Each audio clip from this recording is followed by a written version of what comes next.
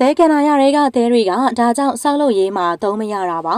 ပရိသတ်တို့အနေနဲ့စောက်လို့ရေးမှာတွေးကြရတဲတွေသုံးလို့မရဘူးဆိုတာသိကြပါရဲ့လားဟုတ်ပါတယ်ဘေးလက်မြေကိုတစိမ့်အမျိုးမျိုးသုံးလို့ရပေမဲ့တဲတွေကိုတော့တွေးကြရတဲတွေကိုသုံးလို့မရပါဘူးအထူးသဖြင့်တဲကန်နာရတွေကတဲတွေပဲဖြစ်ပါတယ်တဲကန်နာရတွေကတဲတွေကိုစောက်လို့ရေးတွေမှာလုံးဝသုံးလို့မရပါဘူးဘာလို့လဲဆိုတော့တဲကန်နာရတွေကတဲတွေကလုံးဝချုံမွနေလို့ပဲဖြစ်ပါတယ်မိုက်ခရိုစကိုပနဲ့ကြည့်မယ်ဆိုရင်တောင်မှအထဲမှာလုံးဝချုံမွနေတဲ့ကြောက်ခဲတွေတဲအမုံမွားတွေကိုတွေ့ရမှာပဲဖြစ်ပါတယ်အထူးသဖြင့်ဒီသဲတွေရဲ့ချောမွနေတဲ့မျက်နှာပြင်က